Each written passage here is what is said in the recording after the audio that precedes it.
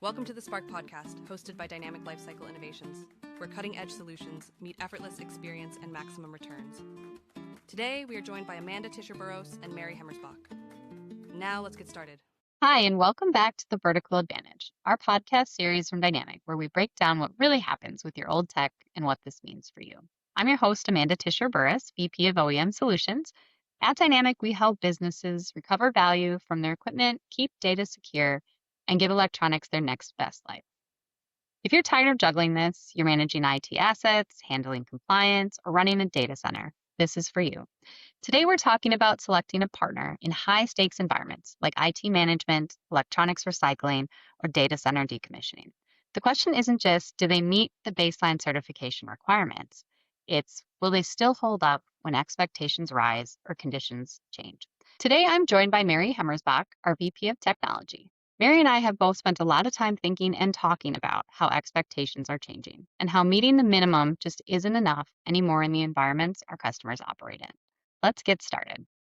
Mary, why is it important to talk about certifications and their value to our partners? Hi, Amanda. Thank you so much for inviting me into this conversation. I'm really excited to dive into this topic because this is where our culture, our operations, and our customer first mindset really come together. One way I like to think about certifications in our industry is kind of like a funnel. At the top, there's a wide group of providers that meet our baseline requirements, what most people would consider table stakes. Those certifications are important, but they're also becoming more and more common. As you move down that funnel, the number of providers narrows and expectations rise. The investment required into the systems, the people, processes, and overall discipline goes up significantly. At the bottom of the funnel, certifications really stop being about marketing or checking a box.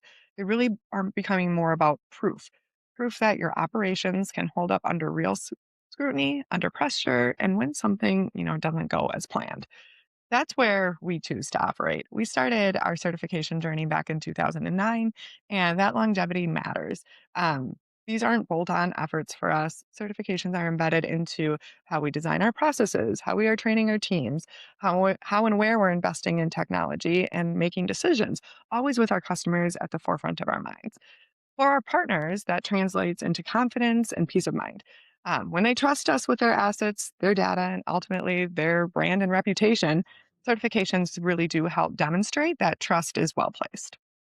Yeah, thanks, Mary. I love the idea of that funnel visual. I think understanding that expertise and confidence continues to grow with those vendors as you go further down the funnel is a great way to provide sort of an image in your mind for how we're trying to describe that. So, with all of that in mind, and the work that you've done in this area, where do you see the industry heading right now? Yeah, the risk is very real, and that's what's driving this shift.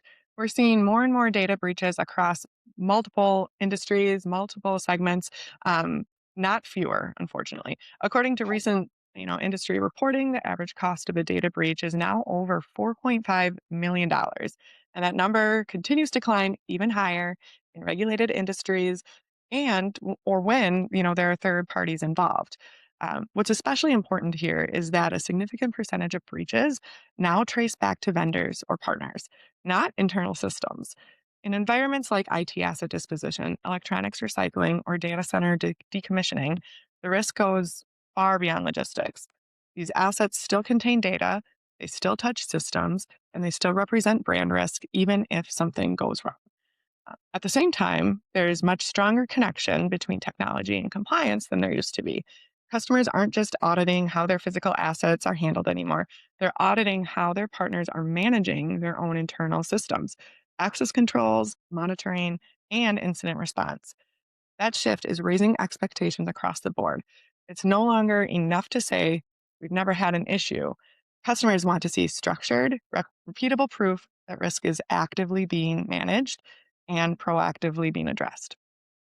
Yeah, great points. And I think some of those stats are staggering, right? When we look at what the potential risk to customers and their brand could be.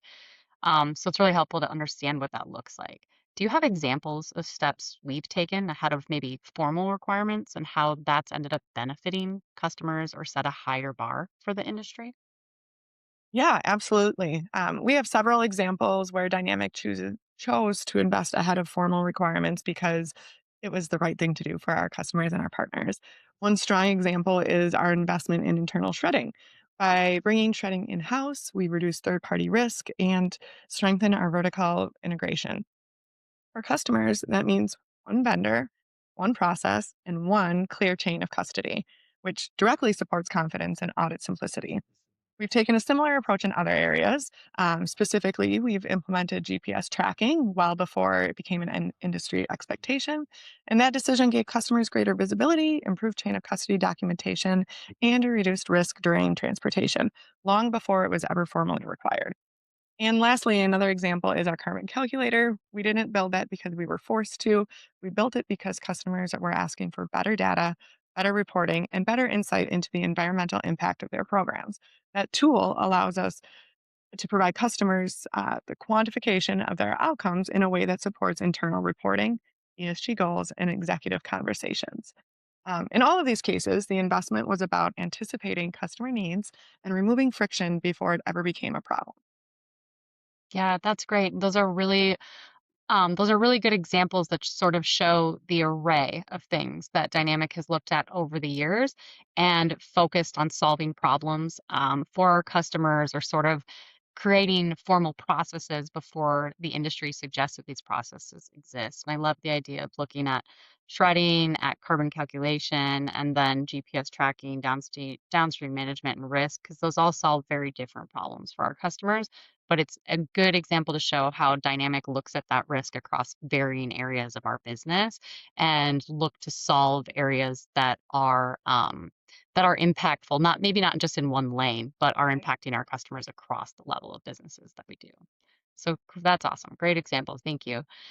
Kind of maybe switching gears a little bit or kind of getting deeper into the risk that we've talked about when it comes to data. So Dynamic holds industry-leading certifications, 9 in total, spanning environmental, data, and security standards. But SOC 2 and ISO 27001 clearly sit in a different category. Can you talk about how customer risk, not just internal ambition, drove the decision to pursue these newer certifications? Yes.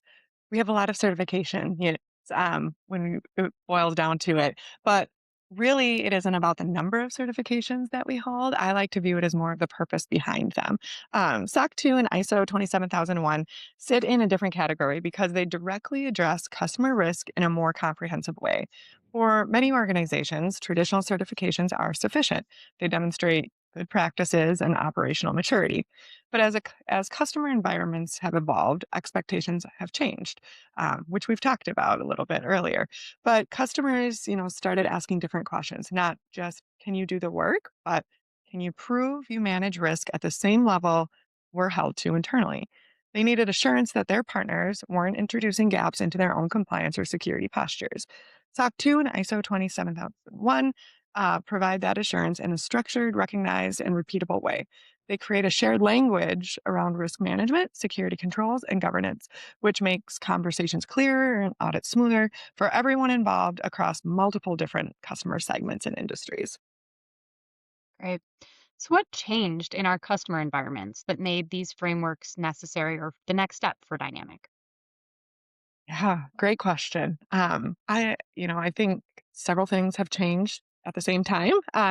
Technology turnover is happening faster than ever. Assets are moving more frequently, data lives in more places, and systems are increasingly interconnected. At the same time, organizations are under more regulatory pressure and greater public scrutiny ever than before. Customers are now being held for the full life cycle of sensitive information, not just while assets are in their possession, but after those assets leave their facilities. That accountability extends directly to their partners. And as a result of that, informal or loosely defined controls aren't enough anymore.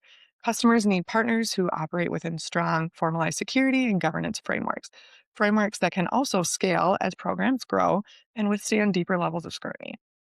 Great, thank you. That was very well stated, and easy to understand. So, for listeners who are out there thinking, this sounds familiar, what are some real world situations that could signal it might be time to take a closer look at your partner's certifications?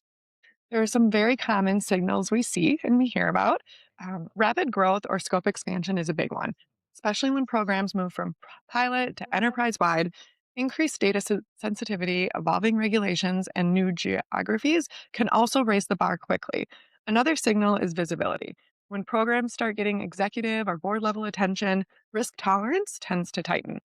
Leaders want fewer unknowns and fewer assumptions.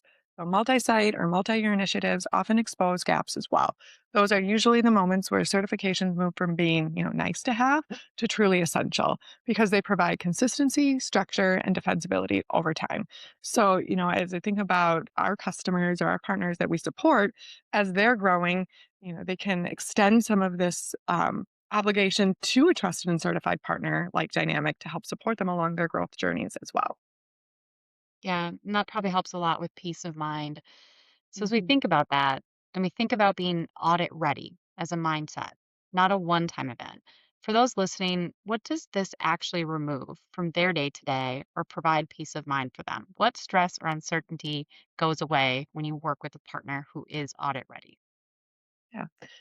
Dynamic operates as if we could be audited at any time because the reality is we oftentimes are.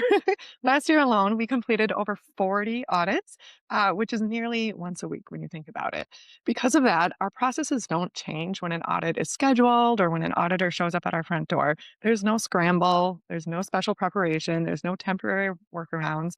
Our partners can walk into our facilities any day of the year and see that same disciplined, consistent operation. And we oftentimes do open up our doors at any time to our customers. It lets them focus on their own responsibilities instead of managing vendor risk. We will take that from them. Yeah, great points. Thank you. As customer environments become more complex, regulated, like you mentioned earlier, and visible, how does Dynamic evolve alongside of them? As an industry leader, we take that responsibility very seriously. We see it as our role to help shape what good looks like, always with our customers at the center. That means investing ahead of the requirements, supporting larger and more complex programs, and designing our operations that can withstand higher levels of scrutiny as the expectations rise. SOC 2 and our ISO 27001 aren't endpoints for us.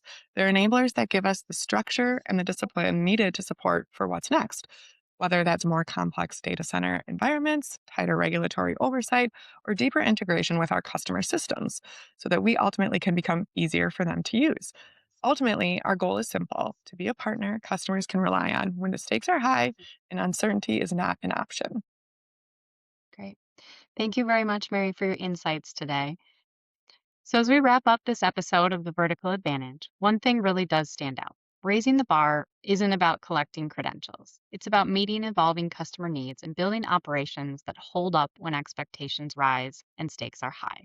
Certifications like SOC 2 and ISO 27001 matter, but the real advantage is the confidence and clarity they give customers who can't afford uncertainty. So, we want to thank Mary Hemmersbach for being with us today and giving us some great insights into these certifications and others and being audit ready in a time where customer requirements are always evolving. So thank you for listening, and we'll see you next time.